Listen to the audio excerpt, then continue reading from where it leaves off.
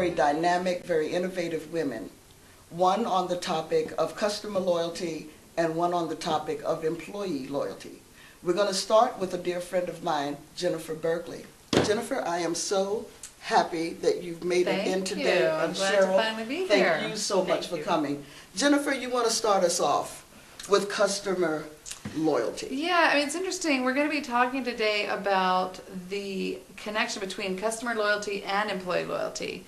Cherryll and I have been talking a lot about this, and we thought, what a great chance for us to share it with other people, because we're noticing that the work that we do, it's really intertwined a lot, and it's actually really topical to what's going on right now for businesses, for people out in the business world.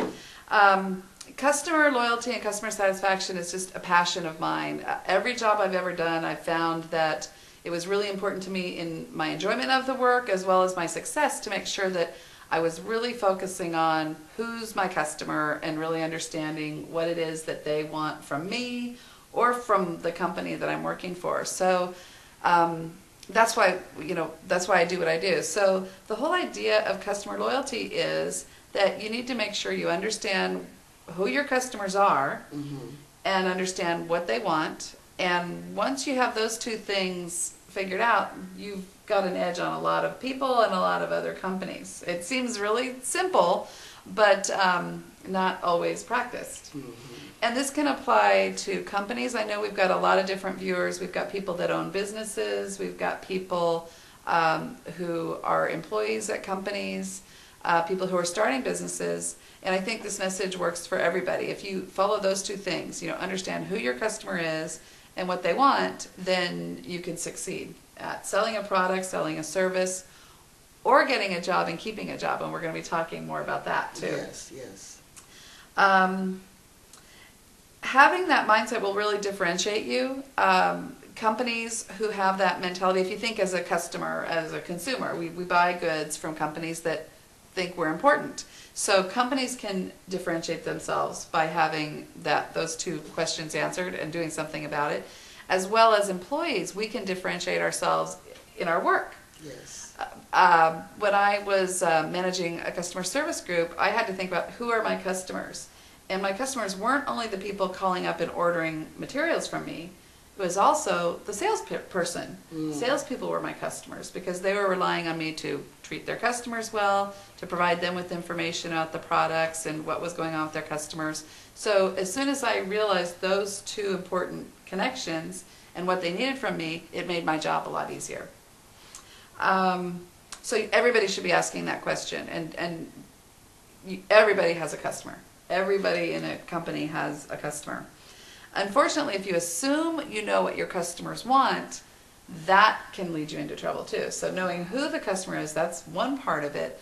But if you assume that you know what your customers want and you keep doing things the same way, that's not going to work very well. And things change. With what's going on in the economy right now, I think a lot of businesses are in trouble because they're assuming that what their customers wanted before is what they want now. And that's changing. Customers want things delivered to them differently. They want information differently.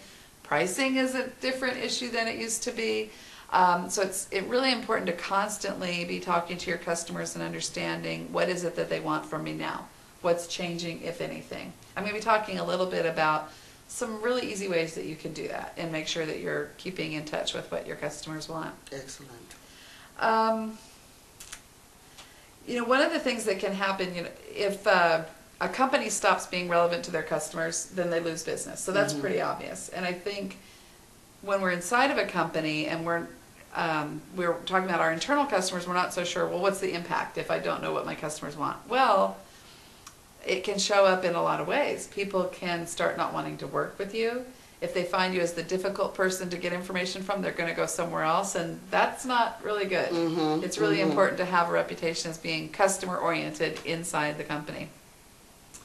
One of the things I think Cheryl's going to talk about, I think is so important right now, we all know a lot of people who are looking for work, who are in between jobs, and one of the things that we think is that people who are looking for work should be looking at companies who think customers are important. That it's more fun to work at a company that really understands their customers and wants to serve their customers. who wants to be answering phones with angry customers on the other end, right? So it's really, there's so many different ways to look at this, so we're going to be talking about that. I just wanted to cover a couple of ideas for why to stay in touch with your customers, and then ideas that anybody can do to do that. So you want to avoid making big mistakes. I kind of touched on that. Don't assume you know what the customer wants. Avoid making mistakes. Open up the dialogue with them. A customer who is hearing that you want to hear from them is really going to feel important. Mm-hmm. And to have that dialogue instead of feeling like an anonymous person, again, whether you're a big company or a small company, to make your customers feel like you really care could be the difference between them going to a low price alternative. It could make a big difference. And also it might give you ideas for new ways to do things and get you innovative about how to do it better. You don't have to spend a lot of money or a lot of time to find out this information from your customers. We're all communicating with our customers already in some way. If a customer calls you with a question, you can ask your own questions back about what's going on with you. We're thinking about doing this here. What do you think about that? Really informal, but you can quickly get information that will make you a lot smarter about what they need. Yes. Anybody could do that. You can also do formal surveys. There are online tools all over the place now to be able to do surveys. You could do that. You could do paper surveys to send out to your customers. So it can be formal or informal. But the idea is to just make it a priority in whatever you do every day, and it really will help make a difference in working with your customers, and also just be a lot more fun. Okay. Okay. Thank you.